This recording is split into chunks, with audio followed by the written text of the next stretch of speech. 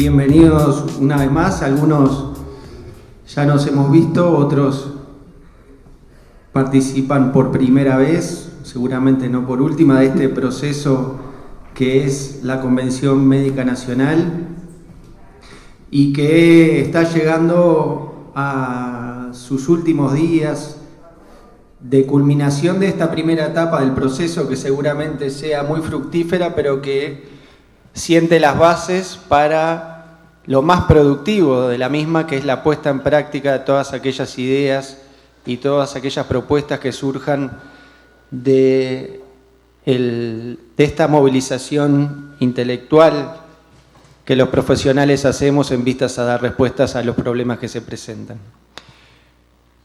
El tema que hemos abordado tiene el tema de la calidad que hemos abordado a lo largo de toda esta convención y el cual hemos dividido en 4 ejes temáticos, tiene elementos fundamentales que sin duda cortan transversalmente cualquier discusión de cualquiera de los temas. Y en ese caso, los aspectos vinculados a los recursos humanos en salud tienen la característica de tener un impacto muy importante a la hora de modificar conductas o de modificar procesos o procedimientos. En el caso de lo que tiene que ver con nuestra profesión y nuestros valores, el hecho de mantener capacidades, mantener aptitudes, mantener destrezas y habilidades a lo largo de todo nuestro ejercicio profesional es una obligación ética que tenemos los médicos y que debemos abordar y empezar a definir el mecanismo a través del cual vamos a empezar a caminar en ese sentido. Por lo tanto, para nosotros tiene importancia el hecho de poder compartir experiencias, porque de eso se trata también esta convención. Se trata de intercambiar entre nosotros, pero también de poder compartir experiencias con aquellas personas y aquellos colegas que ya han recorrido una etapa similar a la que nosotros nos enfrentamos y poder, por supuesto, aprender de esas experiencias y visualizar la forma en la cual podamos ponerlo en práctica en nuestro país, con nuestros colegas y con los habitantes de nuestro país.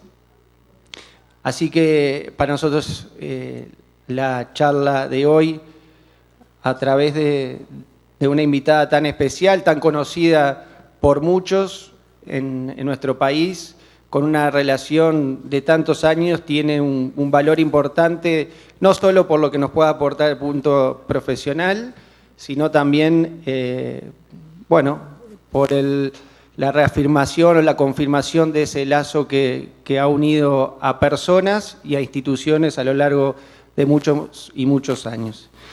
Voy a dejar al doctor Acuña que haga la presentación de la doctora, a la cual hemos tenido el gusto de conocer hoy y hemos comprendido el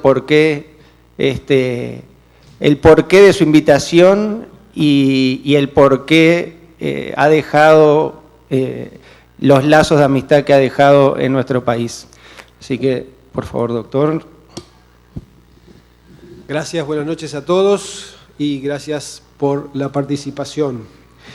Bueno, estamos con el tema de la calidad, para hacerlo muy breve. Y la calidad tiene mucho que ver con los sistemas de certificación médica. Es decir, hay trabajos científicos que hablan de que la calidad de la atención es mejor en aquellos países que tienen sistemas de recertificación médica. Tenemos un nuevo actor, además, en el escenario nacional, que es el Colegio Médico, y que por ley le incumben los aspectos no solamente éticos, sino también de la educación médica. Y vinculado al tema de la calidad es que evidentemente necesitamos un sistema potente de gestión de profesionales y necesitamos un sistema potente de recertificación médica, que hasta ahora el que tenemos resulta imperfecto, incompleto y que debemos profundizar. Por eso vamos a asomarnos a la experiencia andaluza y por eso está la doctora Gonzalo, que tengo el placer de presentar. Y agradecerle, por supuesto, una vez más por su presencia en Uruguay. Y les quiero contar que la doctora Gonzalo, para que empiecen a conocerla aquellos que no lo conocen, tiene estudios universitarios en Ciencias de la Salud y Antropología, especialista en Dirección y Administración de Servicios de Salud con maestría y doctorado en Investigaciones en Ciencias Sociosanitarias.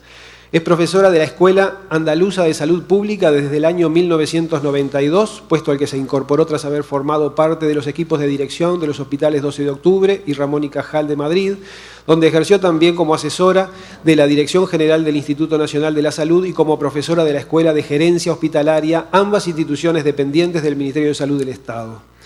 En la Escuela Andaluza de Salud Pública está adscripta al área de salud global, dirige programas de posgrado universitario en gestión de servicios de salud y forma parte como profesora del equipo de la Maestría Europea de Salud Pública y Gestión Sanitaria, de los cursos de experto universitario en gestión sanitaria y de los programas de formación continuada en esta materia, en la que también ha dirigido proyectos de consultoría e investigaciones financiadas por diferentes instituciones internacionales, Comisión Europea, nacionales, el FIS, autonómicas, Consejería de Salud de la Junta de Andalucía. Ha sido directora del área de gestión sanitaria de la Escuela Andaluza de Salud Pública y en el ámbito de la cooperación internacional. Ha coordinado proyectos y desarrollado asistencias técnicas en países como Nicaragua, El Salvador, Costa Rica, Ecuador, Colombia, Chile, Uruguay, Paraguay, Polonia, Bosnia y Marruecos, financiados por Comisión Europea, el BID o la AECID. Es autora principal o coautora de más de una treintena de artículos en revistas de difusión nacional e internacional y varios capítulos de libros sobre temas relacionados con la gestión sanitaria, de atención domiciliaria y la salud y la atención de salud a la población anciana. Con ustedes, entonces, la doctora Elena Gonzalo. Buenas noches. En primer lugar, agradecer, por supuesto, a los miembros de la Convención Médica y en especial al doctor Ricardo Acuña, al doctor Horacio Rodríguez y al doctor Julio, presidente del Sindicato Médico del Uruguay, su amable invitación, que me da la oportunidad de pasar unos días en un país que conocí en el año 2007 y que desde entonces pues es un país que adoro, del que me siento bueno, pues en alguna medida partícipe o muy cómplice con algunas de las reformas emprendidas dentro del sistema de salud. Y además de el gusto por estar en el país, pues tengo que tratar un tema que realmente me apasiona y que además me parece un punto clave cuando pensamos en la calidad de la gestión sanitaria. Pensar en gestión sanitaria sin pensar o sin tener en cuenta gestión de profesionales, acreditación de competencias profesionales, pues es una utopía. Realmente cualquier sistema serio de gestión sanitaria tiene que incorporar un sistema integral de gestión de profesionales del que forme parte como un elemento importante la acreditación de los mismos. En Andalucía hemos tenido la suerte de vivir una etapa, yo creo que una larga etapa de vacas gordas, como nos gusta decir, que nos ha abierto muchas oportunidades para mejorar los sistemas de gestión y para contribuir con ello también a hacer mejor nuestro sistema de atención, que al final es de lo que se trata, ¿no? Probablemente algunos de esos sistemas de gestión hubiera sido más difícil ponerlos en marcha en la época que estamos viviendo ahora. Simplemente lo digo ahora para que lo tengan en cuenta y en todo caso creo que la experiencia que les voy a relatar quizá pueda en alguna medida o en algunos componentes técnicos ser aplicable a la realidad del Uruguay con las siempre necesarias adaptaciones. Entonces, me gustaría exponerles la experiencia y compartir con ustedes en qué medida pueda ser aplicable al proceso de mejora de la calidad, que quiere tener también un inicio en el tema de acreditación de profesionales, de recertificación de profesionales, que ha emprendido pues, el Sindicato Médico, la FEMI, con la complicidad del Colegio de Médicos también. Y antes de empezar, pues más que nada les deseo mucho éxito en ese camino que es creo yo, imprescindible, ¿no?, en la construcción del Sistema Nacional Integrado de Salud. Y si me lo permiten, pues me voy a levantar y voy a tratar de una manera pues más cercana la exposición, que es como yo me siento, si me lo permiten, más cómoda.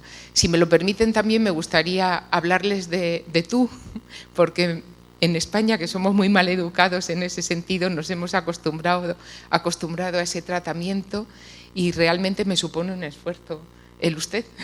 Así que, si me lo permitís, empiezo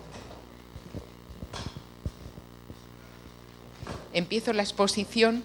He dividido la exposición en 4 apartados, pero como no quiero que sea excesivamente larga, sobre todo por tener tiempo para compartir ideas y opiniones y por intercambiar lo que os parezca oportuno, quizá la última parte la deje para el coloquio.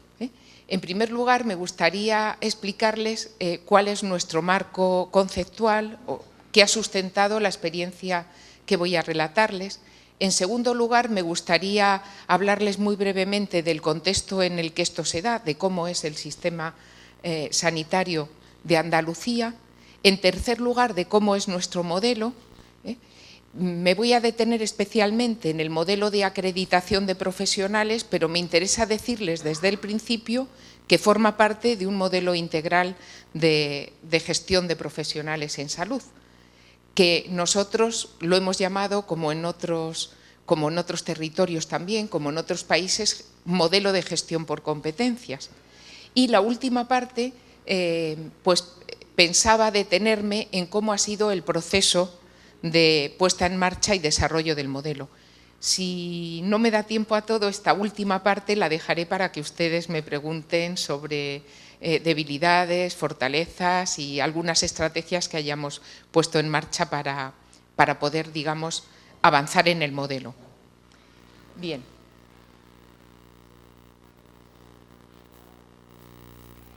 Hablando entonces del marco, os diré que lo primero a tener en cuenta es que intentamos pasar dentro del modelo, dentro del sistema sanitario de Andalucía, de un enfoque tradicional en la gestión de personal, lo que conocemos habitualmente como administración de personal, a un enfoque moderno cuyo objetivo fundamental es el desarrollo de profesionales.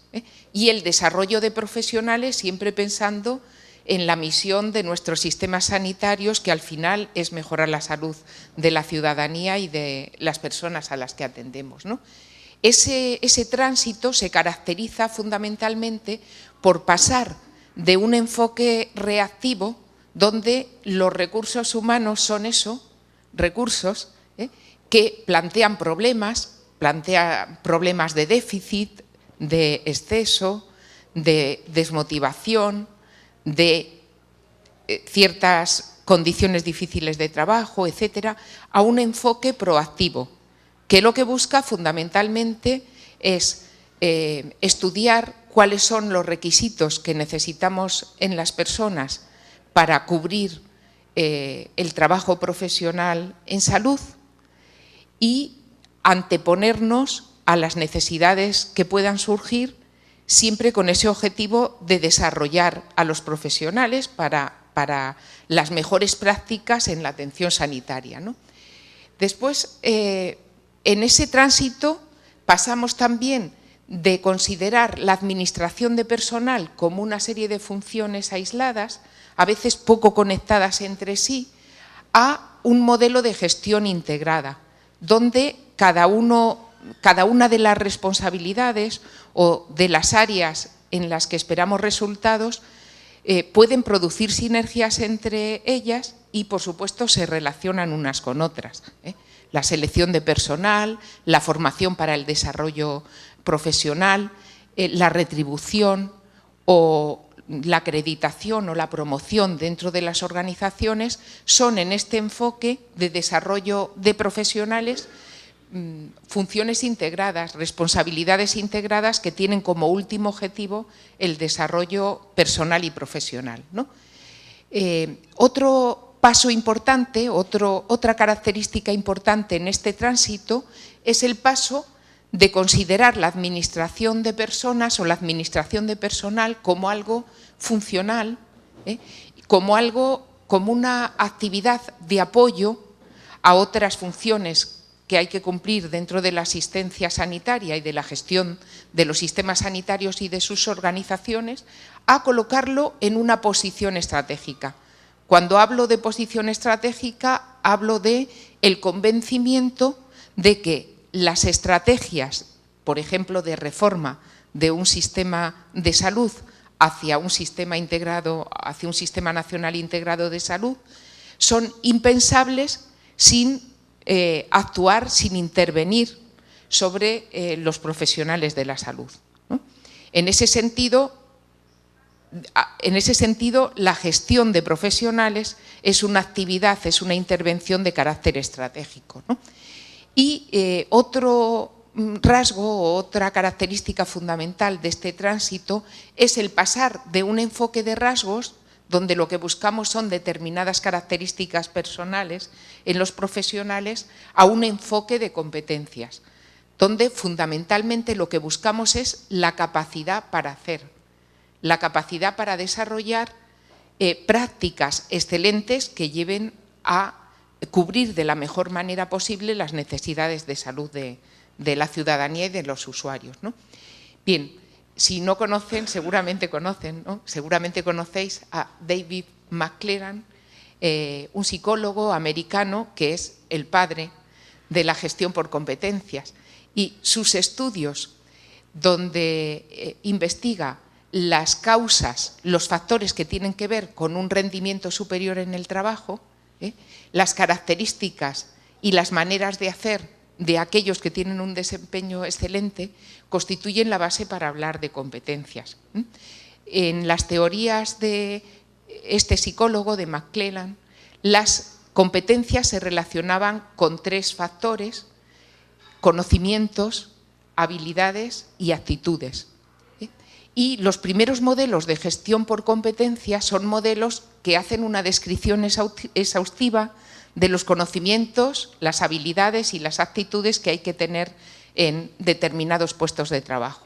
Sin embargo, ese concepto de competencia ha ido cambiando hasta definirse en términos de comportamientos, en términos de prácticas profesionales. Hoy en día la manera más habitual de entender el concepto de competencia, y desde luego como lo hemos entendido nosotros en el Sistema Sanitario Público de Andalucía, es como conjunto de comportamientos que son prácticas susceptibles de ser observables, de ser medibles y por supuesto, de intervenir sobre ellas con propósitos de mejora, ¿no?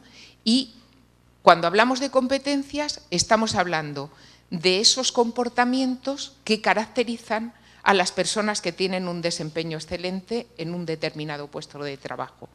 Es decir, la palabra competente en el lenguaje común hace referencia a alguien que hace bien, ¿no? Que es capaz de resolver problemas, etc. El concepto competencia en los modelos de gestión de competencia tiene ese mismo significado. Nuestra referencia es el desempeño de los profesionales excelentes, por decirlo así, ¿no? Como os decía, el concepto de competencia se centra en el hacer, y hacer que puede ser evaluado y que puede ser mejorado. Tiene que ver con los factores que hemos estado hablando, pero va un poquito más allá. Es decir, la capacidad para hacer, la capacidad para asumir determinadas prácticas, está condicionada por el saber hacer, por las habilidades, por las actitudes, por la motivación, por los recursos disponibles para una persona, pero va más allá. Digamos que cuando hablamos de competencias hablamos de la capacidad para, a partir de esos elementos, asumir un determinado comportamiento, asumir unas determinadas prácticas concretas. Vale, bien. Pues esas competencias de los profesionales en los modelos de gestión por competencias se plasman en un instrumento que se ha llamado mapa de competencias. Cuando hablamos desde un punto de vista organizacional, esos mapas de competencias tienen que ver con dos elementos. Por una parte, con elementos organizativos, de la cultura, de los valores, del estilo de gestión, de la estrategia, de, en nuestro caso, un hospital, un centro de atención primaria o el propio Sistema Nacional de Salud. Pero también tienen que ver con las funciones y con las responsabilidades que un puesto de trabajo en concreto tiene en las organizaciones que estemos considerando. Y puesto de trabajo que tiene que ver con el ejercicio de disciplinas concretas, de la medicina, de la enfermería, de la psicología, etcétera, ¿no?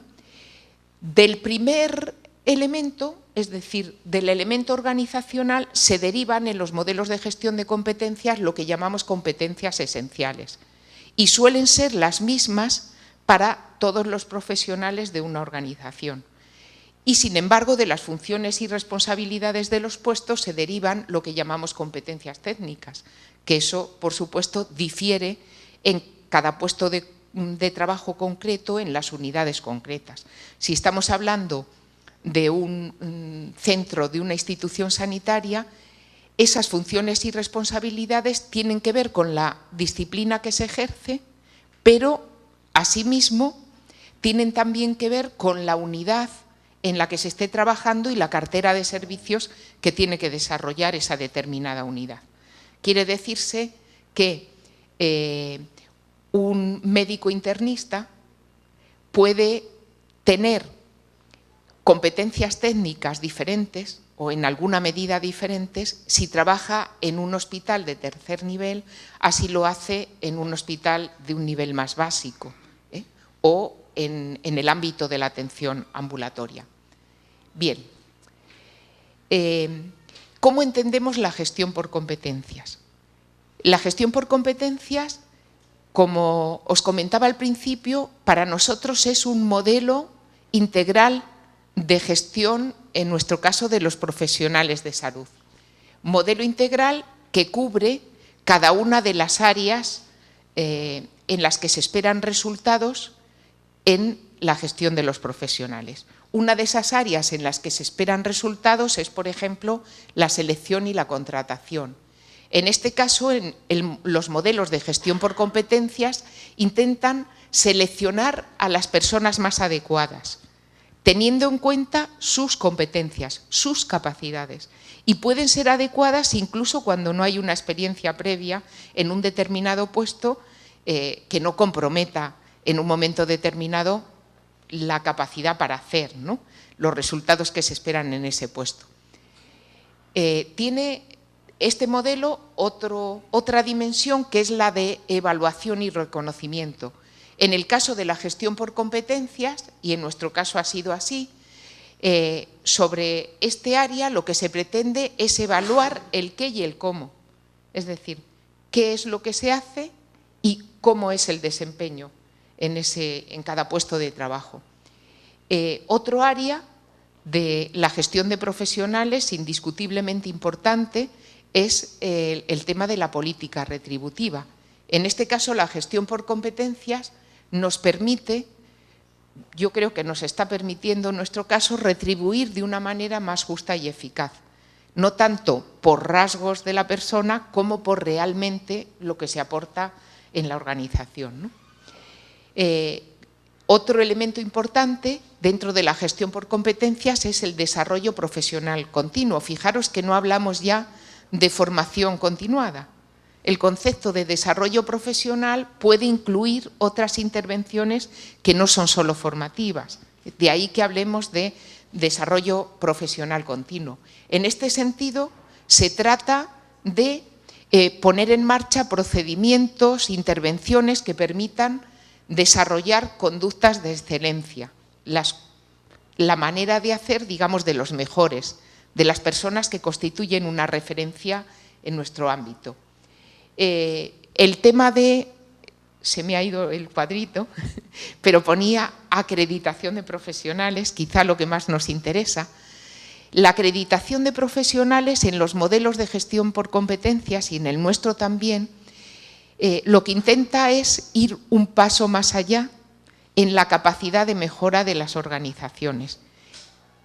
No se trata solo de desarrollar conductas de excelencia, sino que los profesionales, a través del proceso de acreditación, tengan capacidad para incorporar innovaciones en su práctica y para actualizar su práctica de forma permanente. Es decir, que vayan alcanzando, digamos, mejores cotas de aportación a su organización, a su institución.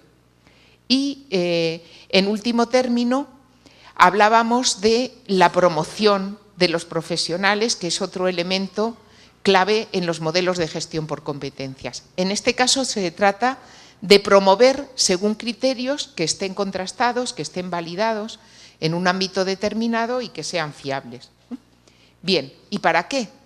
Pues desde el punto de vista personal de los profesionales, para tener y retener a profesionales excelentes, y desde el punto de vista de la organización, para que eso permita desarrollar profesionales para alcanzar la excelencia en el para qué de nuestra organización, en la visión, el horizonte al que aspiramos, etcétera, ¿no?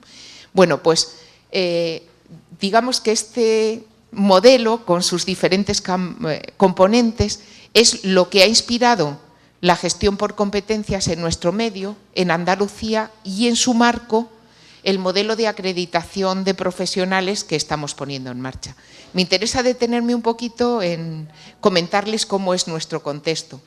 Bueno, Andalucía es una de las 17 comunidades autónomas del Estado español, es la comunidad del sur de España, es una de las regiones más extensa, no de España, sino de Europa. Nuestro ámbito es una de las comunidades que tradicionalmente ha tenido un nivel de vida menor que otras comunidades del norte de España, por ejemplo, y que hoy en día sufre con especial dureza la situación de crisis económica. Porque os comente algunos datos, pues tenemos más de un 30% de personas en situación de desempleo y incluso algunos informes últimos, como es, por ejemplo, un informe que publicó hace unos meses Cáritas, digamos que no es una organización, digamos, sospechosa, entre comillas, de rebeldía en ese sentido, pues muestra cómo han crecido las desigualdades y en especial la pobreza infantil de una manera alarmante, ¿no? Bueno, es una comunidad muy bella, tiene algunos monumentos emblemáticos como la Alhambra de Granada, donde yo vivo, o la Giralda de Sevilla, en fin. Os invito a quienes no lo conozcáis a dar un paseo por allí porque merece la pena, ¿no?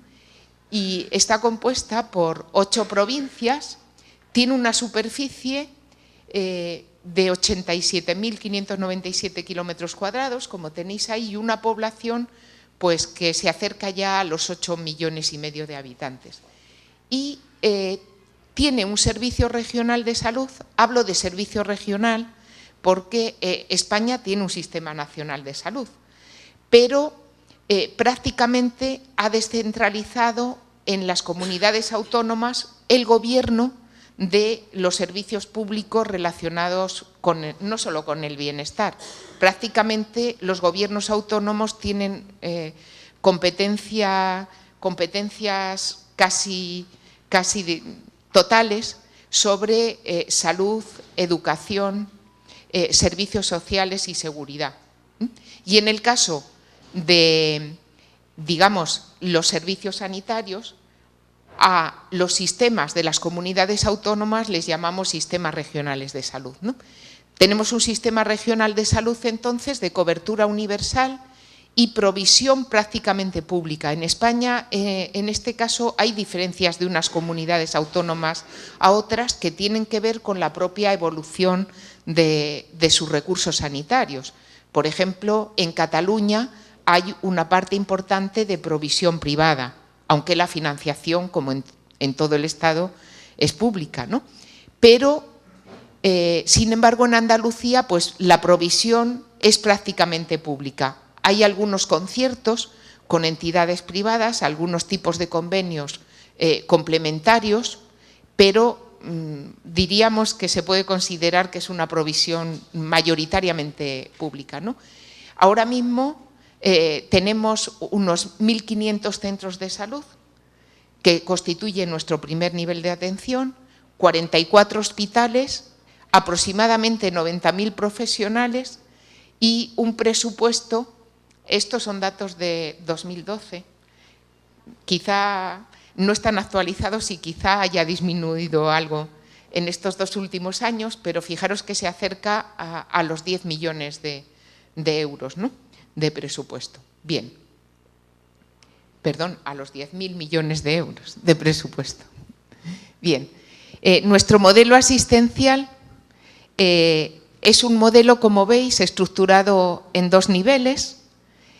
Es uno de los sistemas que quiere basarse en la atención primaria de salud, como se definió primero en Alma-Ata y se fue después desarrollando con las incorporaciones actuales, ¿no? Y está compuesto, como decía, por un primer nivel de atención que constituye la puerta de entrada al sistema y un segundo nivel compuesto por hospitales y centros de especialidades. Desde el punto de vista organizativo, ahora mayoritariamente el primer nivel de atención y el nivel hospitalario se integran en lo que se llama áreas sanitarias integradas de gestión, que tienen una estrategia y un equipo de dirección conjunta para ambos niveles. Pero, sin embargo, digamos que el nivel de integración de momento se queda ahí porque la financiación del primer nivel y la financiación de los hospitales, digamos, va por separado, ¿no? Lo cual pues limita ese nivel de integración, ¿no? Esa es nuestra organización. Como veis, es una organización relativamente sencilla.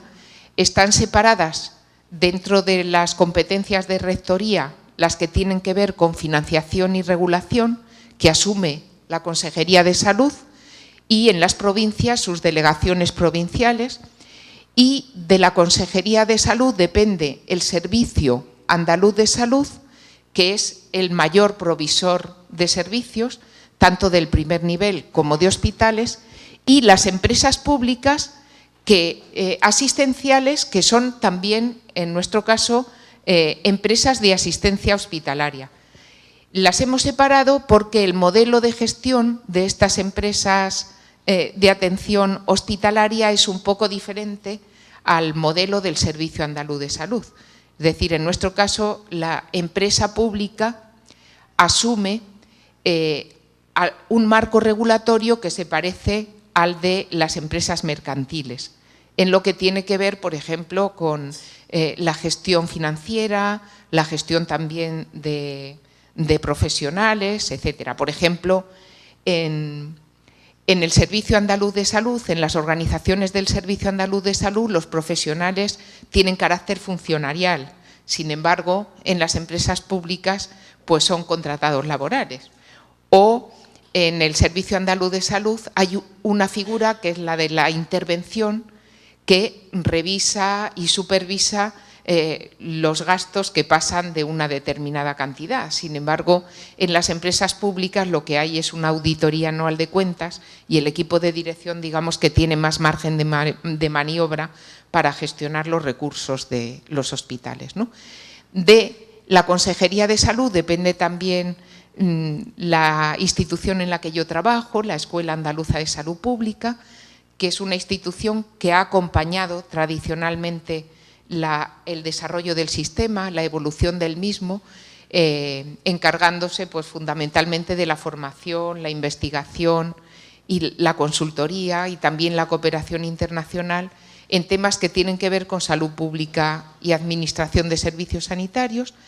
Depende también de la consejería la Agencia de Evaluación de Tecnologías Sanitarias, que va adquiriendo un peso cada vez mayor, por ejemplo, en la elaboración de guías de práctica clínica o en los estudios de efectividad de intervenciones sanitarias. La Agencia de Calidad Sanitaria, a la que me referiré enseguida porque tiene un papel muy protagónico en el modelo de acreditación de profesionales, y otras organizaciones como la FAISEN, que es una fundación que se ocupa de la integración en la comunidad de los enfermos con problemas de salud mental, o IAVANTE, que es una fundación que se dedica a la formación continuada avanzada en práctica clínica, o la Fundación Progreso y Salud, que es una institución que se dedica a la financiación y organización de investigación biosanitaria, ¿no? Bueno, pues esa es nuestra organización, que como veréis no es una organización muy compleja, está relativamente articulada. Y antes de pasar, digamos, a explicaros el modelo que nos ocupa, sí me interesa deciros, porque tiene mucho que ver con el desarrollo del modelo, que durante los últimos 20 años en nuestro sistema de salud se ha ido generando una capacidad importante de planificación. Lo comentaba con algunos colegas que hemos estado compartiendo la comida de esta mañana, que pues yo me incorporé a la escuela hace 22 años y prácticamente no había muy poquita planificación estructurada. Sin embargo, hoy en día yo creo que los planes guían la práctica de las organizaciones y de los profesionales, ¿no? Y hay una jerarquía de planes que tienen sinergia entre ellos. Quizá el plan regulador por excelencia es el plan de salud. En este momento el año pasado se inició el 4º Plan Andaluz de Salud. Están también los planes de calidad, que afectan más a los servicios sanitarios, pero que tienen que incorporar los objetivos del plan de salud, tienen que mirarse, reflejarse o reflejar el plan de salud en sus estrategias y objetivos, ¿no? Hace ya tiempo que en el sistema andaluz de salud se puso en marcha también otro modelo de gestión, en este caso de gestión asistencial, que llamamos procesos asistenciales integrados. Esto es algo que afecta a los procesos asistenciales, es decir, al manejo de las situaciones de los pacientes y de las situaciones de enfermedad, ¿no? Los procesos asistenciales son guías de práctica que contienen requisitos pues, que hay que cumplir en la asistencia a cada tipo de pacientes. Los planes integrales, que tienen que ver con fundamentalmente o planes preventivos o con la asistencia a grandes entidades. Por ejemplo, pues tenemos un plan integral de tabaquismo, o tenemos un plan integral de oncología, o tenemos un plan integral de salud mental. El plan puede incorporar o hacer referencia a varios procesos asistenciales. Y dentro de esta dinámica de planificación están también los planes estratégicos, que pueden ser planes de políticas. Ahora comentaba con los colegas que, por ejemplo, ahora que nuestra consejería se llama Consejería de Igualdad, Salud y Políticas Sociales, pues hay un plan estratégico para incorporar la perspectiva de género en las intervenciones sanitarias, ¿no? Pero también hay planes estratégicos de hospitales, de distritos sanitarios, de organizaciones, ¿no? Y todo ese amplio ejercicio de planificación se hace operativo a través de un artilugio que vosotros tenéis también y que conocéis, que en nuestro caso se llama contrato-programa.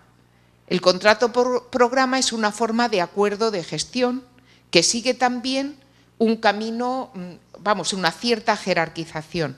Es decir, la Consejería de Salud firma un contrato-programa con sus proveedores, cada hospital, el Servicio Andaluz de Salud lo firma con cada hospital o con cada área integrada de salud, y dentro de cada hospital o de cada distrito sanitario se firma también un acuerdo de gestión con cada unidad, etcétera, ¿no?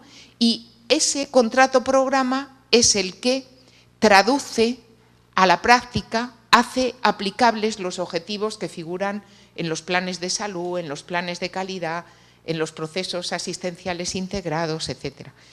Esos objetivos de los acuerdos de gestión inspiran también los objetivos que se pactan anualmente con los profesionales. Y eso, el logro de esos objetivos tiene una traducción en el salario de la gente. Para que entendáis un poquito, pues todo la manera de articular, digamos, el sistema. Que yo ahora, la verdad que en lo que conozco, creo que es un sistema relativamente bien articulado, con sus fallos, como siempre, como cualquiera, pero creo que tiene un buen nivel de articulación. Y con esto sobre nuestro contexto paso a explicaros el modelo de gestión por competencias y fundamentalmente el de acreditación.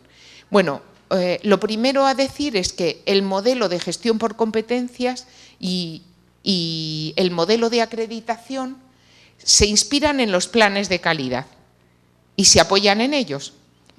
El primer plan de calidad, y ahora vamos por el cuarto, en el Sistema Andaluz de Salud, fundamentalmente recogen 4 patas o 4 columnas como sostén o como apoyo de la gestión de las organizaciones y del propio sistema. Y esas 4 columnas son, por una parte, la gestión clínica, es decir, en los últimos 20 años hemos pasado de poner el énfasis en la macrogestión de las organizaciones, en los aspectos de financiación, de regulación, etcétera, a intentar mirar como clave la clínica, la atención que reciben la ciudadanía y los pacientes.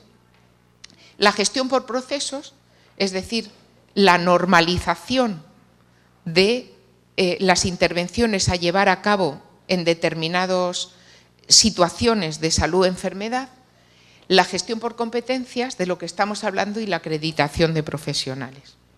Bien, aquí algunos ejemplos de líneas de acción que contribuirían, digamos, a dar peso a esa gestión por competencias y a la acreditación de profesionales, ¿no?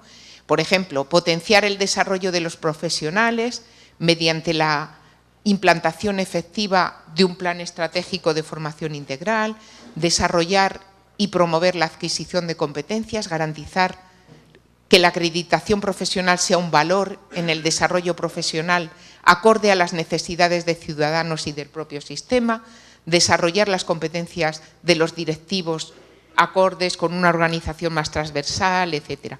Con esto lo que quería comentaros es que esos ejercicios de planificación y las propias leyes por las que se rige ahora mismo el Servicio Andaluz de Salud potencian, apoyan el desarrollo de la gestión por competencias y de la acreditación, ¿no? Nuestra manera de entender la competencia, las competencias, es como conjunto de buenas prácticas, como capacidades para aplicar conocimientos, habilidades y actitudes en un determinado ámbito profesional y con las situaciones que se plantean en ese determinado ámbito. Es decir, la definición que os ponía al principio. Y en nuestro modelo, esto no es en todos igual, y diferenciamos entre competencias generales, competencias transversales y competencias específicas. Las competencias generales son exclusivamente 4 competencias, las que tenéis ahí recogidas: actitud de aprendizaje y mejora continua, trabajo en equipo, orientación a resultados y orientación al ciudadano, especificando que eso supone respeto por los derechos de los pacientes, ¿no? Esas 4 competencias generales son comunes para cualquier trabajador del sistema, no solo para los profesionales de la salud. Y de que se cumplan esas competencias generales depende, esto se evalúa en lo que nosotros llamamos evaluación del desempeño profesional, que forma parte de la evaluación que anualmente se hace del desempeño de la gente y que tiene una cierta influencia sobre su retribución, que no es una influencia que depende del margen, digamos, de maniobra de cada trabajador y profesional, puede suponer más en el salario, desde un 8% hasta un 15% en los profesionales que están trabajando, que no ocupan puestos directivos, y hasta un 30% del salario de las personas que sí que ocupan una posición directiva, ¿no? El segundo grupo de competencias en nuestro modelo es lo que hemos llamado competencias transversales. Y esas competencias transversales se agrupan en 5 bloques que son comunes a todos los artilugios, a todos los instrumentos de gestión que utilizamos después en el sistema, ¿no? Veis ahí que un bloque es el ciudadano o la ciudadanía, otro bloque la atención sanitaria integral, el profesional, la eficiencia y los resultados. Y en esos bloques se agrupan 10 competencias. Leed esos criterios en términos de capacidad para orientar los servicios al ciudadano, es decir, a su satisfacción, a su participación, al ejercicio de sus derechos. Capacidad para poner en marcha intervenciones de prevención, promoción de la salud y atención comunitaria. Capacidad para atender al individuo y a la familia. Capacidad para adecuarse a los requisitos o a los criterios de la gestión por procesos asistenciales integrados. Trabajo en equipo y relaciones interpersonales, actitud de progreso y desarrollo profesional, compromiso con la docencia, compromiso con la investigación, uso eficiente de recursos y orientación a los resultados en el desempeño profesional. Estas capacidades que os proyecto aquí son las que expresan el tipo de profesional que quiere el Servicio Andaluz de Salud y constituyen la base para la acreditación de profesionales. Estas competencias transversales son, en nuestro caso, comunes a las disciplinas sanitarias que trabajan en nuestro sistema. Por ejemplo, son comunes a todos los médicos, son comunes a todos los enfermeros, que son los 2 grupos de profesionales con los que se ha puesto en marcha la acreditación, ¿no? Lo que difiere es el conjunto de buenas prácticas que ponen de manifiesto cada competencia. Es decir, cuando analizas el trabajo de un médico de familia, las buenas prácticas relacionadas con la orientación al ciudadano seguramente son diferentes que las de un cardiólogo, las de un internista, pero sin embargo estamos hablando de la misma capacidad, de la misma competencia. ¿Bien? Bueno, a estos 2 grupos hay que añadir lo que llamamos competencias específicas, que en otros modelos se llaman competencias técnicas, competencias funcionales, son la parte, digamos, dura de este modelo de competencias, ¿no? Y estas son propias de un perfil profesional y formativo y están relacionadas con puestos de trabajo concretos. No es solo que un cardiólogo tenga competencias específicas, competencias técnicas específicas, sino que depende de la organización en la que esté, de la unidad en la que trabaje y de la cartera de servicios de esa unidad, esas competencias específicas pueden ser diferentes, ¿no? De tal manera que esas competencias son propuestas o definidas para centros, unidades, en función, como hemos dicho, de su cartera de servicio y de los procesos asistenciales que se están desarrollando en ese ámbito determinado. Y el modelo se completa con el resto de instrumentos que aquí os proyecto. Cada competencia se desglosa en un conjunto de buenas prácticas. Cada buena práctica se desglosa a su vez en un conjunto de evidencias y esas evidencias se constatan con una serie de pruebas. Os he puesto un ejemplo para que quede más claro.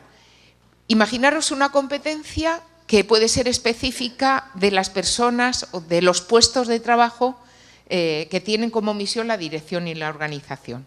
Esa sería, digamos, la capacidad para dirigir y organizar, sería una competencia de la que se derivan 3 buenas prácticas. Conoce y analiza la posición de la unidad en relación con el resto de la organización y de su entorno. Aplica herramientas y técnicas para la dirección y planificación. Conoce y analiza la posición de la unidad en relación... Vaya, la he repetido en vez de poner otra. Bien, se entiende, ¿no? El tema es... esas son el conjunto de comportamientos que nos dirían que una determinada persona posee esa competencia para dirigir y organizar, ¿no? ¿En qué se manifiestan esas buenas prácticas? Pues la última, la de conoce y analiza la posición de la unidad en relación con el resto de la organización y el entorno, conllevaría las competencias que tenéis ahí dibujadas. Identifica los procesos estratégicos que se deben implantar en la unidad. Dispone de un procedimiento para valorar los resultados de manera comparativa con otras unidades de similares características. Establece acciones de mejora basadas en el análisis comparativo. ¿Vale? Si os fijáis, es un proceso de especificación hasta hacer ese constructo de competencia algo medible y algo sobre lo que se pueda intervenir, ¿no? ¿Y con qué pruebas podemos saber si se dan esas buenas prácticas? Pues en este caso, en el modelo nuestro, ahora os comentaré un poquito más, la mayoría de las pruebas son pruebas no presenciales, hay alguna, y en alguna medida en manos de la persona que quiere, cuyas competencias se están evaluando, ¿no? En este caso, las pruebas podrían consistir en la presentación del caso, que podría ser el análisis de situación de la unidad, y un informe de reflexión con conclusiones sobre la misma, ¿no? Bueno, el modelo entonces, hemos hablado de competencias generales, transversales, específicas, y de que cada competencia se desglosa, se manifiesta a través de una serie de buenas prácticas que pueden evaluarse con una serie de evidencias y utilizando determinadas pruebas. Bien, el instrumento de comparación, que es clave para orientar al profesional y clave también para evaluar, es lo que llamamos mapa de competencias, que es el conjunto de competencias para un determinado puesto con su conjunto de buenas prácticas, evidencias, etc. ¿Cómo se abordan las competencias generales y transversales que os he comentado? Para su operativización y para utilizarlas después en la gestión de los profesionales, mediante la definición de manuales de competencias, un manual por cada categoría profesional, y mediante los procesos de acreditación de competencias profesionales. Las competencias específicas se abordan fundamentalmente como objeto de planes de desarrollo individual. Es decir, imaginaros, una persona que está en una posición directiva evalúa el desempeño de las personas a su cargo anualmente, confronta las buenas prácticas de su trabajo con lo que aparece en el manual de competencias. Y esa distancia, esos gaps, se pueden traducir, son el objeto de planes de desarrollo individual.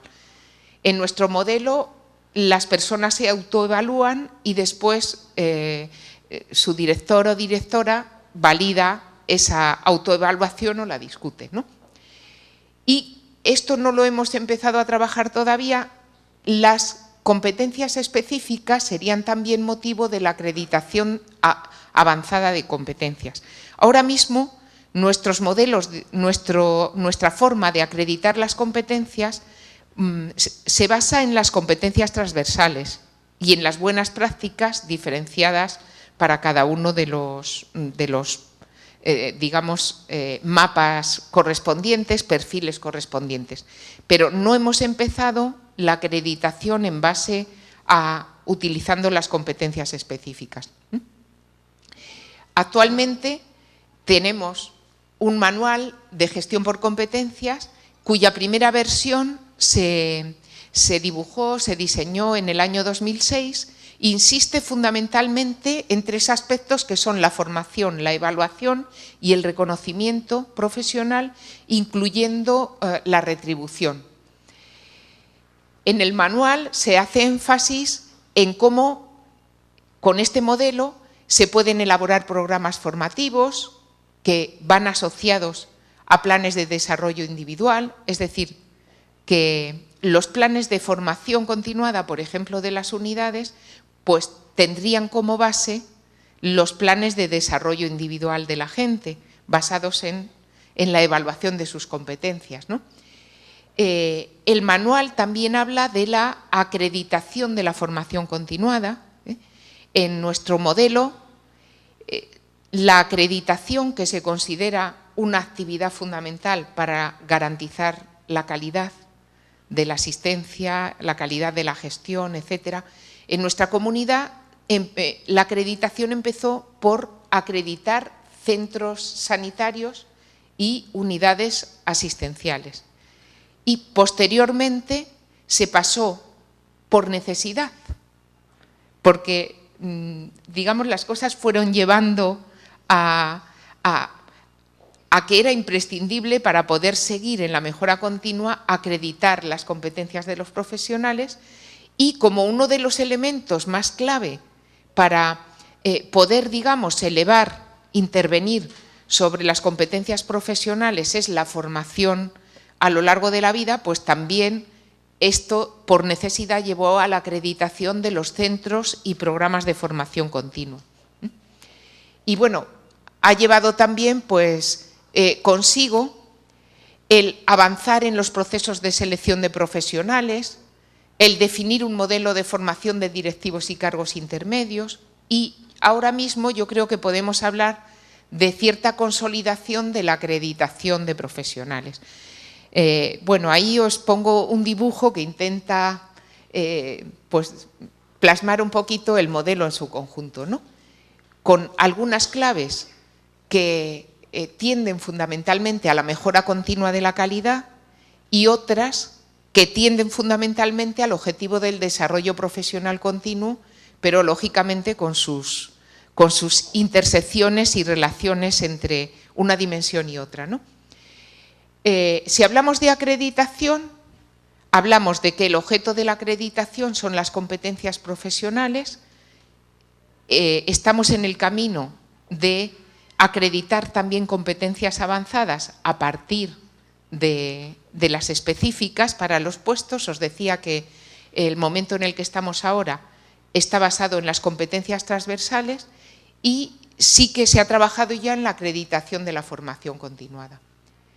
El programa de acreditación de competencias profesionales está basado sobre todo o quiere contribuir a la mejora continua y al desarrollo profesional continuo, tal y como os comentaba en el modelo, ¿no? Y es un modelo de acreditación que se ha desarrollado de una manera participativa, implicando a múltiples actores. Un instrumento básico, no solo de la acreditación de profesionales, sino de todos los procesos de acreditación, ha sido una institución que se llama Agencia de Calidad Sanitaria y que se creó en el año 2003 precisamente con la finalidad de contribuir a la mejora continua de la calidad del sistema. Bueno, pues esta organización que ha sido la que ha liderado, la que lidera porque es su misión los procesos de acreditación, lo que ha hecho para la definición de competencias profesionales y para la acreditación ha sido utilizar la fórmula de comités técnicos asesores. Los comités técnicos asesores están formados por profesionales que, por lo que sea, porque escriben, quiero decir, porque son reconocidos por sus colegas, porque tienen una posición dominante en las publicaciones más consideradas, porque alcanzan buenos objetivos en la organización, son considerados como referente de una especialidad en concreto. Por ejemplo, imaginaros la cardiología, la medicina interna o la medicina familiar y comunitaria, ¿no? A estos profesionales del sistema se unen las asociaciones, las sociedades científico-profesionales que envían a sus representantes a formar parte de los comités técnicos asesores y se unen también profesionales de referencia en esa disciplina en nuestras universidades. Y de ese conjunto de personas y de su trabajo de manera colaborativa y sinérgica surgen los manuales de competencias para cada perfil profesional. ¿Vale? Bien, y esas competencias se agrupan, como comentábamos antes, en torno a los criterios que os comentaba. Es decir, esos comités técnicos asesores los que definen son el conjunto de buenas prácticas que caracterizaría a un especialista concreto en cada uno de esas 10 competencias que hemos estado considerando, así como las evidencias y las pruebas necesarias para constatar esas evidencias, ¿no? Cuando la agencia empezó a trabajar en estos temas, la agencia de calidad pues tenía diferentes alternativas para montar este modelo, ¿no? Y optó por montar un modelo de acreditación al que el acceso es voluntario. No trata de reconocer mínimos, sino que trata de reconocer competencias que ponen de manifiesto la excelencia. Está basado en la autoevaluación y participan de ese modelo tanto las sociedades profesionales como la administración sanitaria. Como os decía, había otros conjuntos de alternativas que tenéis allí dibujado, pero se optó por la que os estoy comentando. Y en el tema de las pruebas, la manera de constatar las evidencias, las buenas prácticas, las competencias, etcétera, pues aquí tenéis la pirámide de Miller, que es la más conocida en este sentido. En el caso de nuestro modelo, fundamentalmente las pruebas se apoyan en en la cúspide de la pirámide. Yo creo que de manera coherente con que pensamos en las competencias como formas de hacer, como comportamientos profesionales, ¿no? Entonces, incluimos informes de actividad, informes de resultados, audits de historias clínicas, presentación de casos, certificados, publicaciones, etcétera. También, en algunos casos, sobre todo para la selección, puede haber, en el primer caso, también informes de reflexión, casos clínicos o incluso simulaciones virtuales. Pero cuando hablamos de acreditación de competencias, fundamentalmente, la mayoría de las pruebas están en la cúspide de la pirámide, ¿no? ¿Cómo es el proceso de acreditación? Tiene una fase de inicio en la cual el profesional tiene que solicitar su acreditación. Todo esto se hace a través de aplicaciones online, que están abiertas a todo el mundo, es decir, que un profesional con su computadora puede decidir solicitar el proceso de acreditación.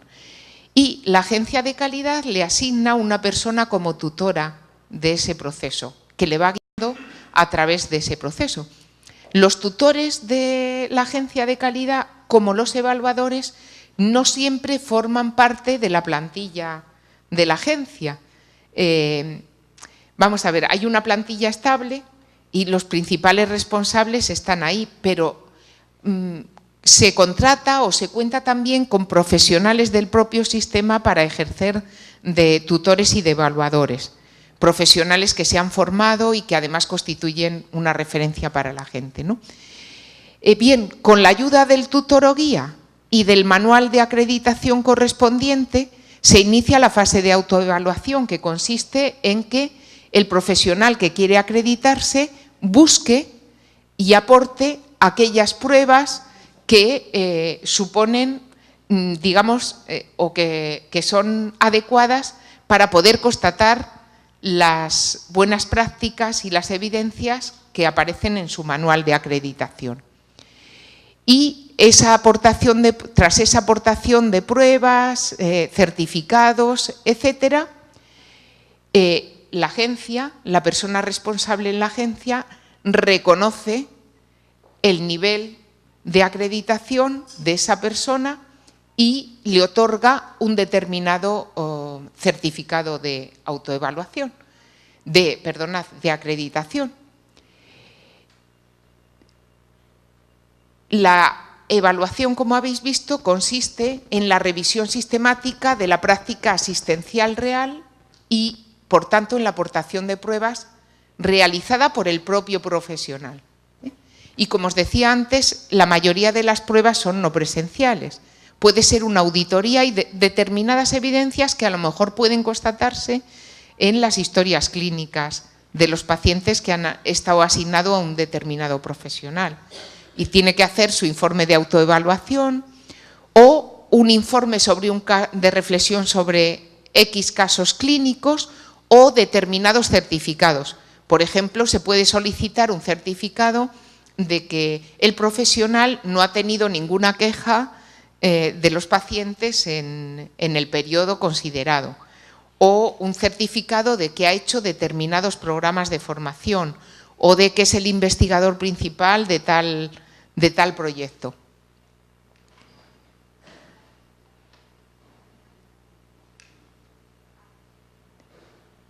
Y como os comentaba al principio, al final lo que se tiene es un certificado de la agencia otorgando determinado nivel de acreditación, lo cual es fruto de la comparación entre el mapa de competencias o el manual de competencias considerado y la realidad del profesional que quiere evaluarse. Los niveles de acreditación que tenemos en nuestro sistema son 3. Acreditación avanzada, óptima y excelente. Como veis, no aparece la básica por ninguna parte, pero es una cuestión un poco de estrategia, ¿no? De motivar a la acreditación y, en fin, un diploma de acreditación avanzada pues suena mejor que un diploma de acreditación básica o esencial, ¿no? Y un elemento muy importante a considerar es que la acreditación profesional, además de la ventaja que tiene para el profesional el mirarse a sí mismo conforme a un modelo de referencia, que nosotros hemos visto que esto es importante, ¿no? Lo que dicen los profesionales es que el propio hecho de autoevaluarse constituye ya un mecanismo de mejora. Bueno, pues además de eso, el sistema tiene una manera de incentivar la acreditación. Y es una manera que tiene que ver con el propio modelo retributivo. En el año 2006 se incorporó a ese modelo retributivo que está compuesto por un fijo y un variable, dependiendo del logro de objetivos y de la EDP, de la evaluación de competencias de carácter general, otro concepto retributivo que se llama carrera profesional. Y esa carrera profesional depende, por una parte, del resultado en la acreditación de competencias y, por otra, de una serie de méritos que son propios de cada nivel de carrera profesional. Y esos méritos tienen que ver fundamentalmente con la actividad docente del profesional, sus avances en formación en su disciplina o en su campo de actividad y su trabajo de investigación. Y también el compromiso con la organización, el nivel de logro de los objetivos en las evaluaciones del desempeño anuales, etcétera. Según lo que os estoy comentando, pues el nivel 1 no requiere acreditación. En nuestro sistema, como supongo que en el vuestro y en la mayoría, pues la gente accede al sistema por un nombramiento después de una oferta pública de empleo a la que el profesional se tiene que presentar y pasar una serie de pruebas hasta que es seleccionado, ¿no? Entonces, el nivel 1 de carrera se consigue tras ese nombramiento, ¿no? Digamos que se empieza a avanzar a partir de ahí. El paso a cada nivel requiere 5 años de permanencia en el anterior, más la acreditación correspondiente. En el caso del nivel 2 es la acreditación avanzada, y los méritos del nivel 2, que, como os digo, hacen referencia a actividades docentes, a la propia formación, a la investigación y digamos, el propio logro de objetivos. El nivel 3, lo mismo, pero con la acreditación óptima, y los niveles 4 y 5 requieren la acreditación excelente. Cada 5 años tiene que haber una reacreditación. Y en este caso lo solicite o no lo solicite el profesional. Y si no se cumplen los criterios para estar en ese nivel, el profesional puede descender al nivel inferior. Si bien en el modelo, pues lo que está planteado es que esto no pueda suceder en más de 2 ocasiones. Ese es el límite que tiene, ¿no? Y bueno, os voy a hacer solo referencia a 2 elementos relacionados con la evolución y con los instrumentos del modelo, y el resto de las inquietudes pues las dejo para el debate, porque creo que me estoy ya pasando de hora, ¿no? Bueno, os decía en primer lugar que un elemento clave en el desarrollo del modelo, en la evolución, ha sido el tema de los planes de calidad, que han ido progresivamente profundizando en que no tengamos, digamos, otro remedio que avanzar en las características del modelo. Y el otro instrumento clave ha sido la agencia de calidad. En este caso, bueno, la acreditación ahora mismo es un instrumento, una herramienta de mejora continua que es absolutamente indispensable para la evolución de los sistemas sanitarios, de sus actividades, de sus profesionales, etcétera.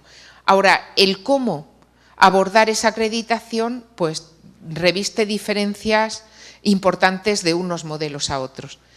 En nuestro sistema, antes de crearse la agencia de calidad, cada organización podía acreditar servicios o la institución en su conjunto recurriendo pues, a organizaciones que se dedican a este tema. Por ejemplo, la Joint Commission, si estamos hablando y sus delegaciones en los diferentes países, si estamos hablando de servicios asistenciales, las normas ISO, si estamos hablando de otro tipo de servicios generales, etcétera. O sea, hay diferentes mecanismos o en nuestro caso en España, por ejemplo, hay regiones, hay comunidades autónomas como es la del País Vasco, que hace 20 años que inició pues la acreditación o autoevaluación a través del modelo EFQM. En nuestro caso, el sistema optó por crear una institución dentro del propio sistema que impulsase la acreditación con el objetivo de la mejora continua. Esto tiene, como podéis imaginar, sus ventajas y sus inconvenientes, ¿no? Pero en todo caso, las autoridades lo consideraron como una obligación. Y desde luego, si hay que mirarlo ahora a toro pasado, como decimos allí, pues yo creo que es importante el trabajo que se ha desarrollado. Hay también algunas debilidades que podemos comentar a continuación, pero desde luego ha sido un elemento importante. Y lo voy a dejar aquí. Y doy paso a las preguntas que podáis hacerme, que creo que es mejor que seguir. Digamos, veo ya caras así un poco cansadas y es una hora un poco difícil, entonces casi prefiero abordar este tema contestando a vuestras preguntas. Muchas gracias.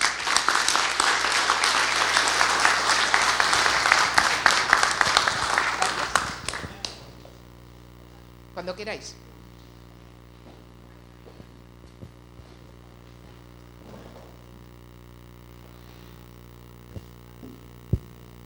Miguel, a ti te veo con ganas.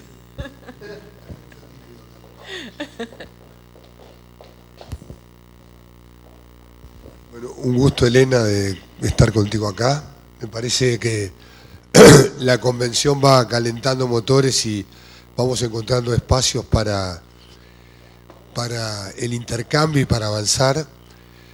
Tú lo decías al principio, los modelos, cualquier modelo de gestión tiene que ser de cosecha propia,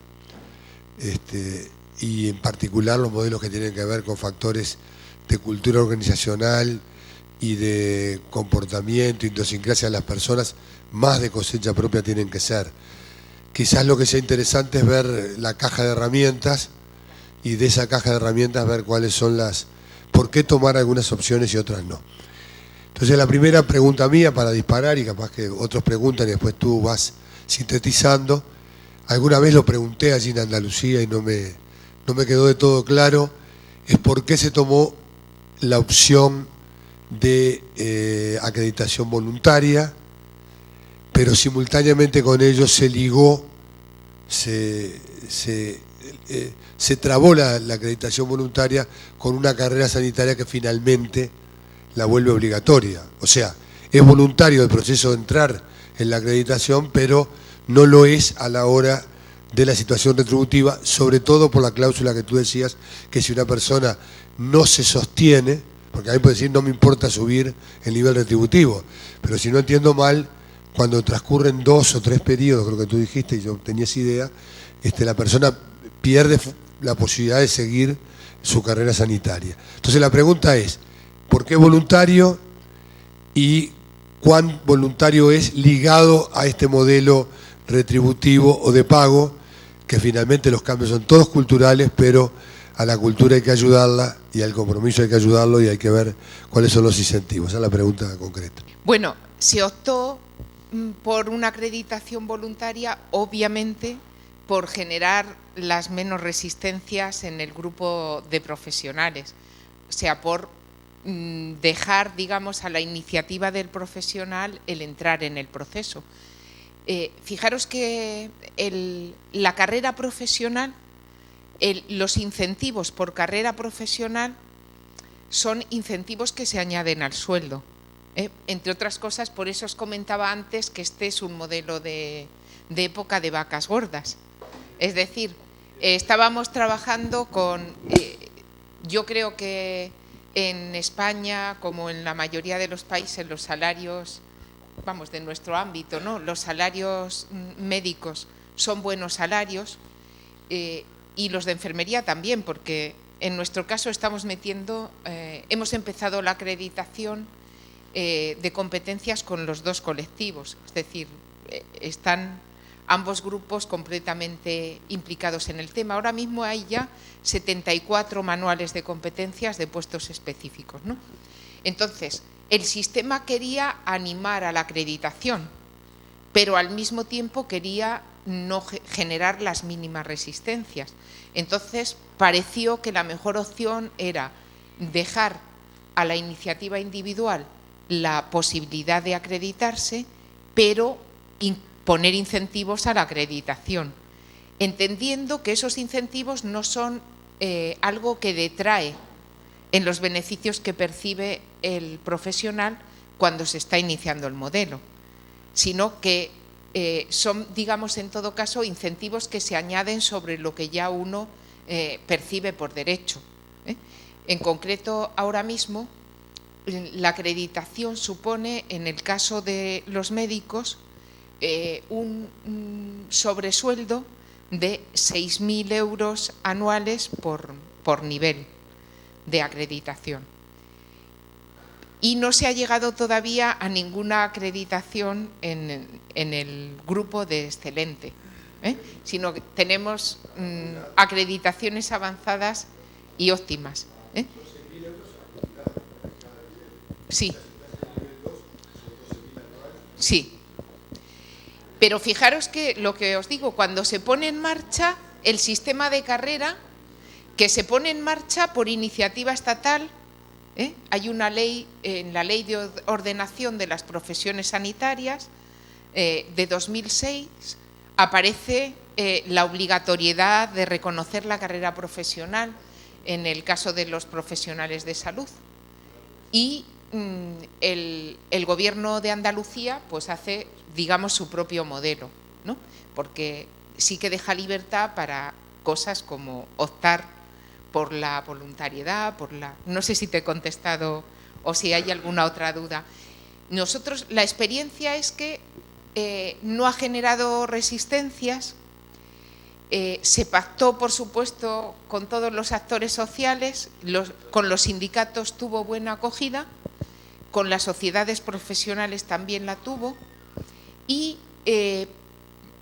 digamos, cada vez hay más profesionales que tienen ya su acreditación, ¿no? Se empezaron los procesos, o sea, se puso en marcha en el 2006, pero entre la creación de los manuales y tal hemos tardado unos añicos más, ¿no? Y ahora puede haber acreditados unos 25.000 profesionales y en proceso de acreditación pues algunos más. También os digo que ahora estamos en una situación difícil en la que está parada la concesión del salario por la carrera. No se ha parado el proceso de acreditación, se concede la acreditación, pero el incremento salarial que supone el acceso a un determinado nivel de carrera está pospuesto hasta que estemos en otra situación. Y eso no ha detenido el proceso de... Lo que pasa que 90.000 no son solo profesionales de la salud, ¿no? 90.000 son los profesionales del sistema y el proceso de acreditación se ha puesto en marcha inicialmente con médicos y enfermeros. La idea era, en el plan, está pasarlo también no solo a profesionales, bueno, aquí distinguís entre profesionales y trabajadores, allí la verdad que hablamos de profesionales para todo el mundo, ¿no? Entonces, digamos que el plan es que todos los profesionales o trabajadores tengan su sistema de carrera. Puede ser, sí, aproximadamente. Tenemos más de 10.000 especialistas en hospitales, 5.000 y pico médicos de familia, cerca de 2.000 pediatras, puede ir por ahí. Entre los que trabajen también en las otras instituciones puede ir por ahí. Es un volumen importante, pero falta a lo mejor la mitad. Ahora, parece que sí que hay una dinámica progresiva. ¿Te he contestado?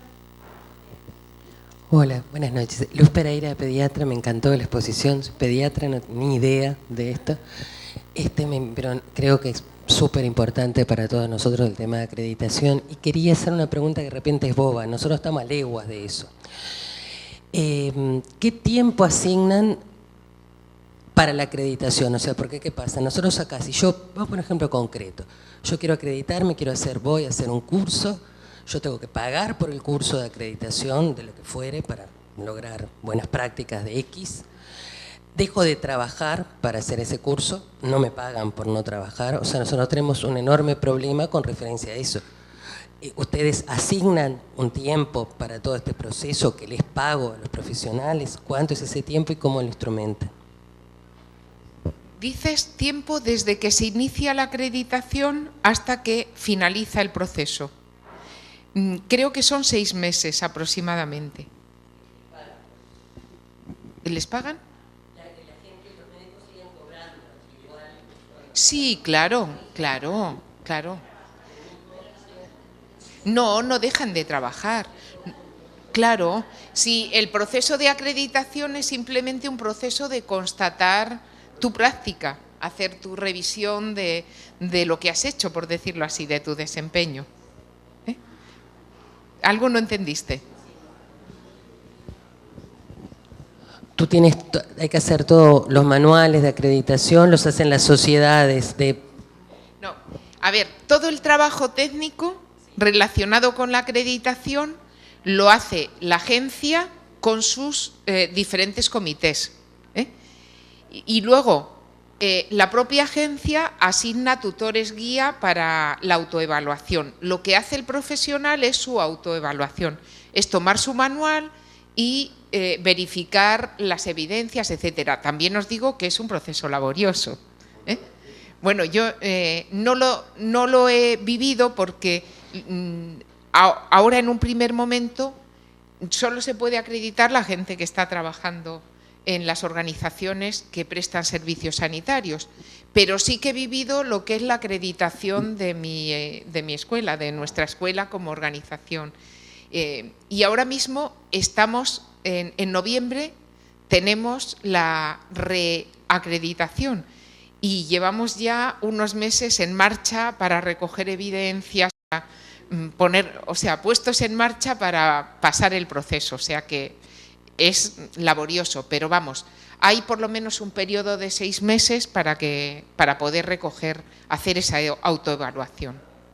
¿Qué evaluaron y cómo al comenzar el proceso y qué evalúan ahora y cómo para decir esto es algo que beneficia y que se obtienen determinados logros? Interesante pregunta. Bueno, tengo algunos datos de la evaluación que se ha hecho de la acreditación y lo dejaré en la presentación.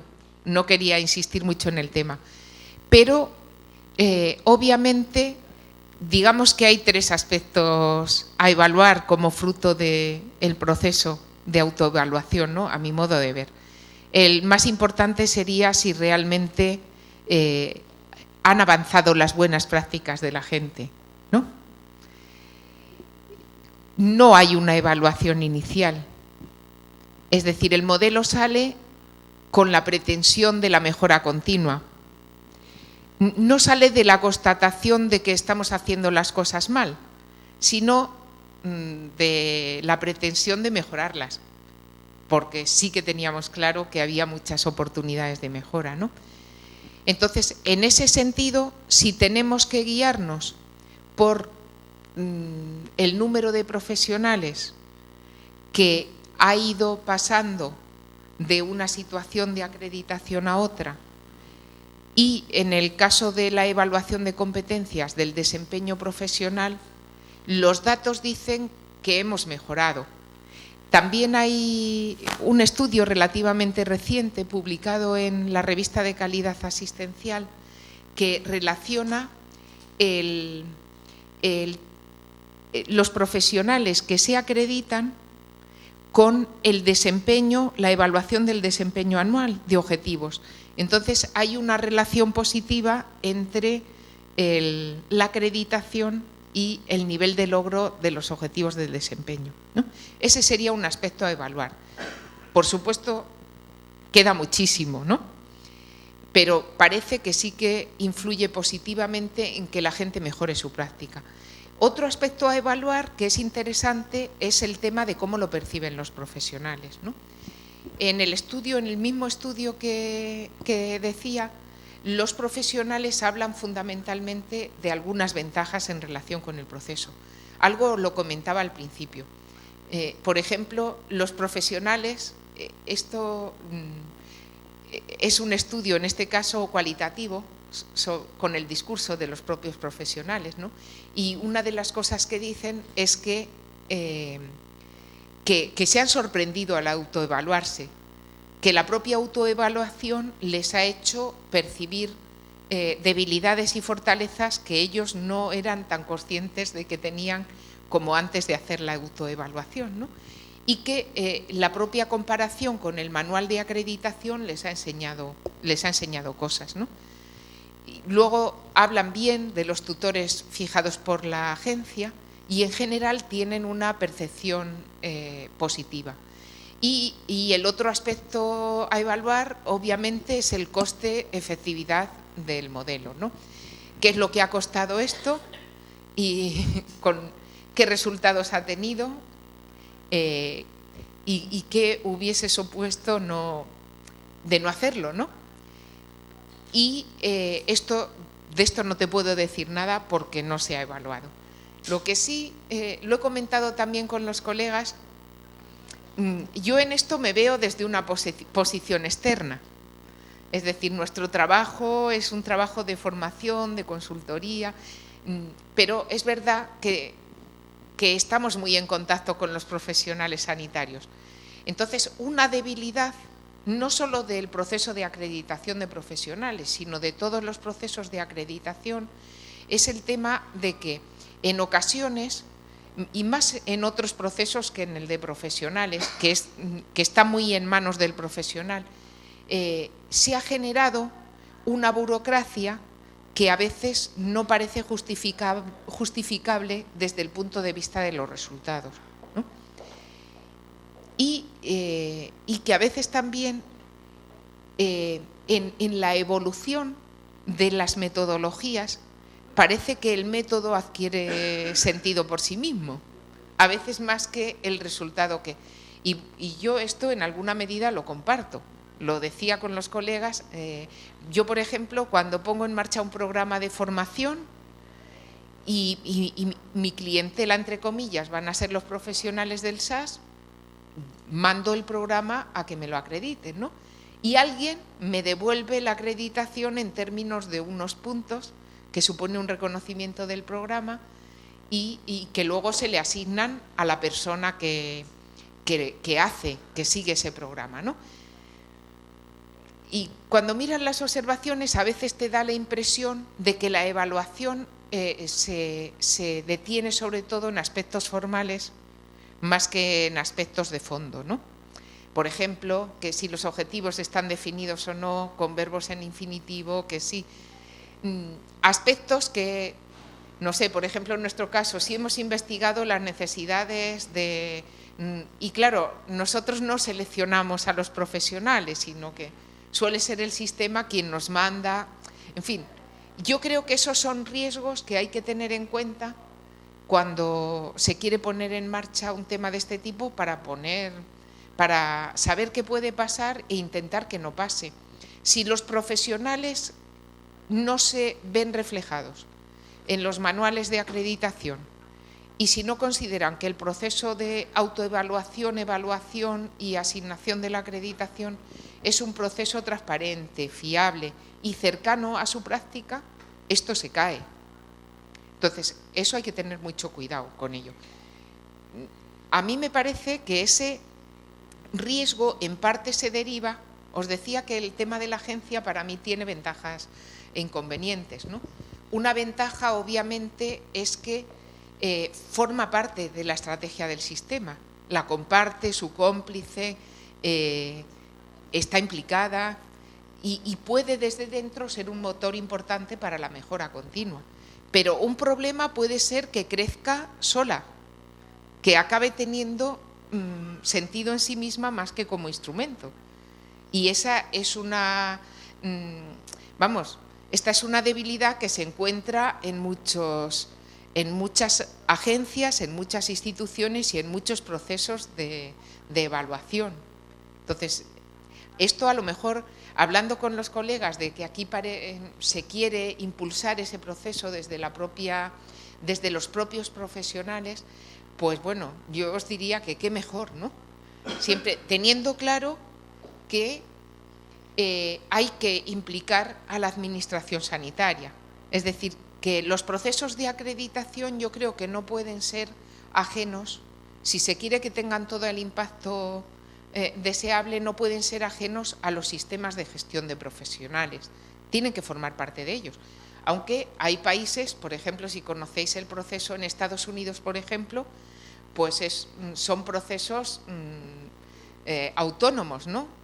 En el caso de cuando la acreditación o la certificación de los estudiantes y hasta el primer año de su posgrado es la junta de examinadores y después, digamos, la junta de cada especialidad la que certifica. pero obviamente no puede tener el mismo impacto que si forma parte de una estrategia de gestión de los profesionales, que a su vez forma parte de la estrategia de gestión del propio sistema. En ningún momento del proceso de acreditación se realiza una oferta educativa al aspirante, oferta educativa correctamente evaluada, que él mismo pueda participar de ella y aprobarla y adecuadamente evaluada en la posibilidad de la evaluación cognitiva, actitudes, habilidades, destreza o impacto en la asistencia. ¿En ningún momento del proceso existe esta oferta educativa? Sí, eso es una pregunta también importante, ¿no? Hay un tema en el que no me he detenido mucho por el tiempo, pero el modelo en sí tiende al desarrollo profesional, como hemos dicho. Entonces, hay un tema que no está todavía, sí que está instrumentalmente desarrollado, pero no tanto en su práctica, que es el tema de los planes de desarrollo individual. Entonces, una de las utilidades de los manuales de competencias es en la evaluación que la persona que es responsable de una unidad hace de sus colaboradores, ¿no? Entonces, hay una aplicación que tiene el soporte de las competencias que permite que el profesional se autoevalúe, todo ello en una aplicación online, y que de su autoevaluación se deriva una serie de propuestas cara al desarrollo profesional. La mayoría de esas propuestas son planes de formación. En el desarrollo posterior del modelo incluso hay una propuesta de proveedores de formación. Y bueno, se quiere ir por ahí. Esta parte ha tenido un poquito, ha sido problemática, de manera que está problemática por algo parecido a lo que estábamos hablando. Hay que tener cuidado de que no pierda el sentido, ¿no? Y en alguna de las fases los profesionales no se sentían muy reconocidos en las propuestas de planes de formación a desarrollar, ¿no? Pero, por supuesto, es casi una de las principales aplicaciones, que para conseguir salvar esa distancia entre lo deseable y mi práctica profesional pueda, en algunos casos, hacerlo con un programa formativo concreto, ¿no? Bueno, muchas gracias. Muchas gracias por la presentación. A mí me impactó particularmente en este sistema la incorporación de la autoevaluación. Digamos, he estado leyendo un poco otros sistemas de acreditación de profesionales, no de carrera, en el cual la autoevaluación no aparece, y acá toma una jerarquía muy particular que, más allá, me quedaba pensando yo, ¿no?, de servir en lo concreto para la acreditación de profesional, también introduce un elemento para la formación permanente de profesional. Sin duda. No sé, le preguntaba, y después me quedaba pensando también el papel del tutor. El papel del tutor, digamos, en esa autoevaluación, ¿lo podría ejemplificar? Sí. Muchas gracias. Bueno, en lo primero, a mí me parece que es una característica clave del modelo y a mí me parece que una característica de bondad del modelo, ¿no? Y tiene que ver un poco con la tradición, con el origen un poco de estas prácticas, no solo en Andalucía, sino en parte en el conjunto de España y diría que un poquito más allá en Europa, ¿no? Nuestro modelo de acreditación parte del modelo europeo de excelencia, que no sé si conocéis, el EFQM, algunos de los que estéis metidos en la gestión seguro, ¿no?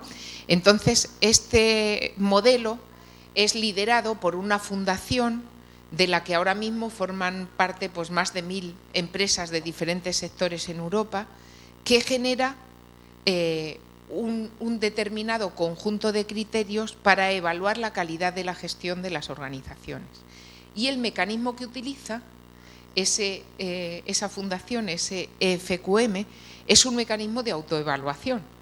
Quien quien se quiere autoevaluar con el modelo recibe, digamos, todos los conjuntos de criterios a utilizar, todas las instrucciones, y la organización pone en marcha un proceso de autoevaluación que después es validado por los responsables de la formación, ¿no?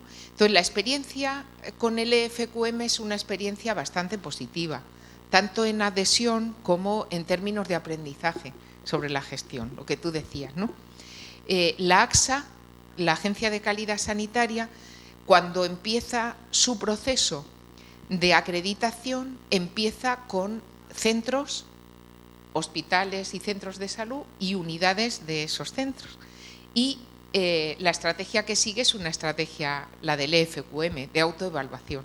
Es decir, es el equipo de dirección de los centros con la participación de los profesionales quien mira la organización a la luz de esos criterios, ¿no? Y propone un determinado nivel de acreditación. Y después la agencia valida, estudia la propuesta, mira las evidencias y concede o no concede el tema. Entonces, la experiencia en acreditación de centros y unidades es una experiencia muy positiva, que ha demostrado lograr cambios importantes en ese tema. Entonces, cuando se empieza con la acreditación de profesionales, se utiliza el mismo modelo, ¿no? Pensando que puede tener las mismas bondades. Y lo otro el papel del tutor. Bueno, es un papel sobre todo de ayudar a la interpretación. Claro, a veces, o de decir si esto serviría o no serviría como evidencia, es decir, es ese papel de apoyo para el proceso de autoevaluación, porque a veces hay cosas que no son tan directamente interpretables, ¿no? Hay un lenguaje a veces también un poco crítico. Mi pregunta va dirigida a la formación de pregrado, porque tengo entendido que el modelo de gestión de competencias también a nivel europeo por lo menos había planteado hacerlo a nivel de pregrado. Ya estaba planteado o se estaba realizando a nivel de la SSPA, de las residencias, pero no sé si a nivel de pregrado que habían empezado a trabajarlo, si ya está en funcionamiento, porque eso evidentemente es complementario, ¿no? Sí, también interesante lo que dices. Mira, igual... Una segunda pregunta estaría vinculado a que el sistema de gestión por competencias andaluz, de alguna manera, está gestado en la normativa jurídica española del Sistema Nacional de Salud español, o sea que están cumpliendo con la normativa. ¿En otros lugares de España se ha implementado también este sistema o solamente aquí? Bueno, respecto a lo primero, no he seguido con el proceso, pero hay como dos elementos clave que confluyen, digamos, en los inicios del modelo, ¿no? En el ámbito de la formación, el proceso de Bolonia, que conoceréis, que es un proceso de homologación de títulos en Europa que además plantea una determinada metodología de enseñanza-aprendizaje y un enfoque determinado en la formación. Entonces, el enfoque que elige Bolonia para la formación es el enfoque por competencias y se quiere pasar también a una evaluación por competencias, ¿no? En el caso en el ámbito educativo va más bien en términos de conocimientos, habilidades y actitudes de las diferentes disciplinas, pero en alguna medida confluye con lo que pasa en el ámbito sanitario, ¿no? En el caso nuestro, como me parece que en el vuestro, la universidad es autónoma, ¿no?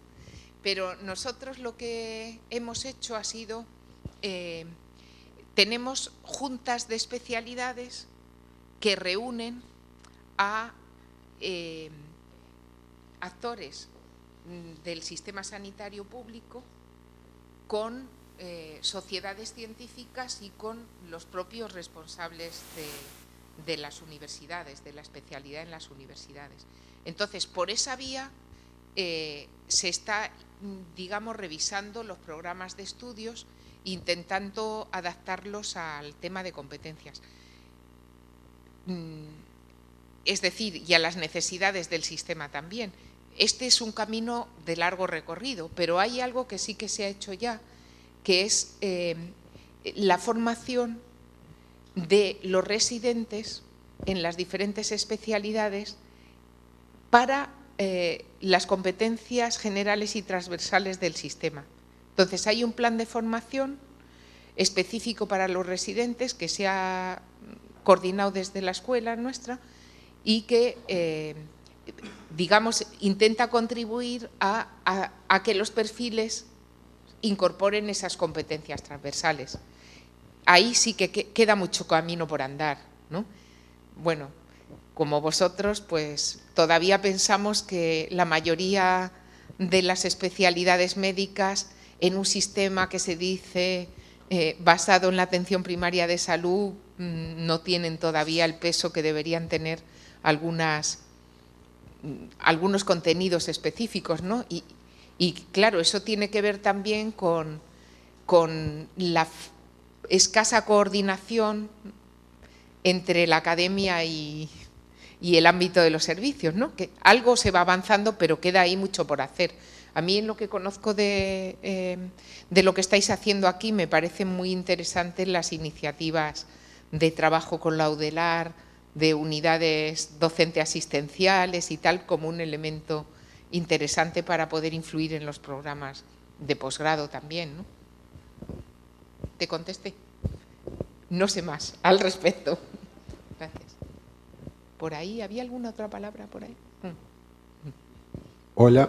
Sí. No, simplemente para decir que vamos a ir cerrando, quedan, no sé, 2 o 3 preguntas más y después podemos seguir ahora nutriendo nuestros cuerpos y capaz que establecer un mano a mano con la doctora Gonzalo en el salón adyacente.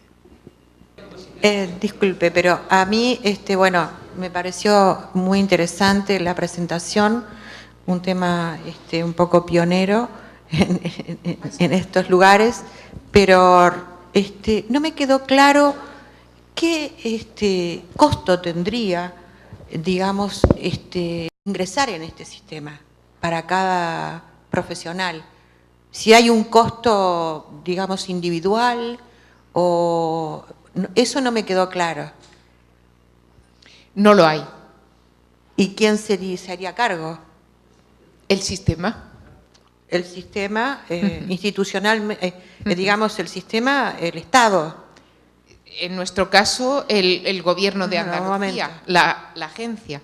Es decir, el trabajo de la agencia es ese, igual que otros prestan servicios sanitarios, pues la agencia hace, digamos, hace ese trabajo para la gente. No tiene un coste individual más que el que proceda del tiempo que ocupa el profesional y del esfuerzo. Bueno, está bien. Gracias. Por ahí había también...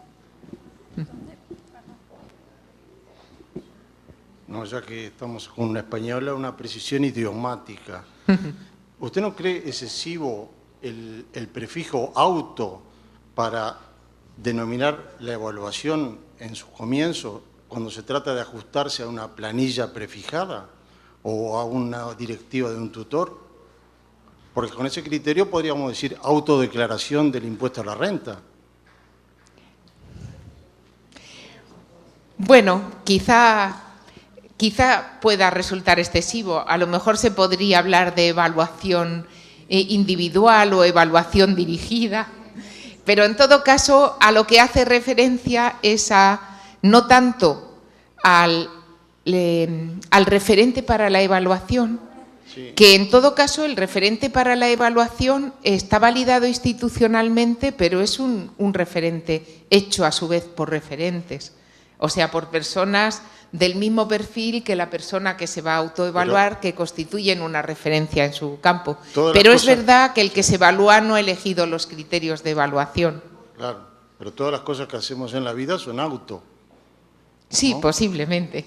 No, eso deriva del inglés, ¿no? De la popularidad del self. Puede ser, posiblemente.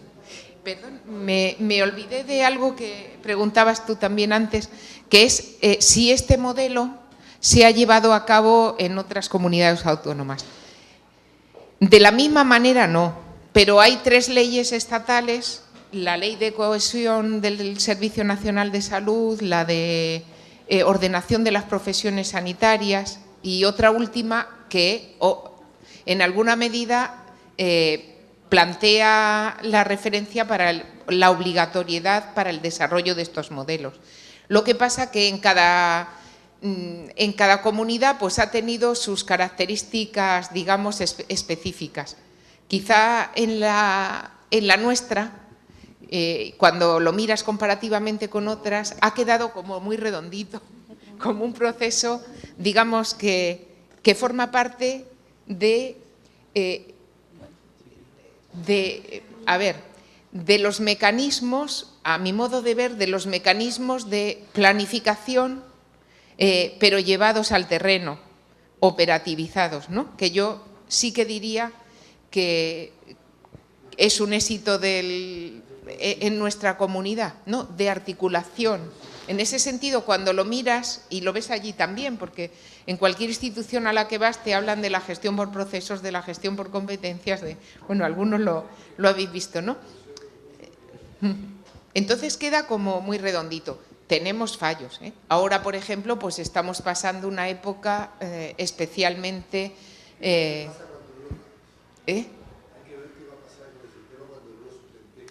Claro. Ahora, de momento, la gente sigue animada, pero hay mucho descontento, que forma parte del descontento general del país, ¿no?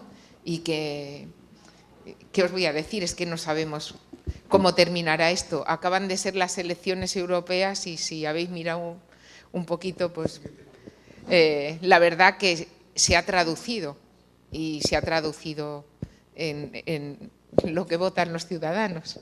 Ahora veremos. Bueno, pues muchas gracias a todos.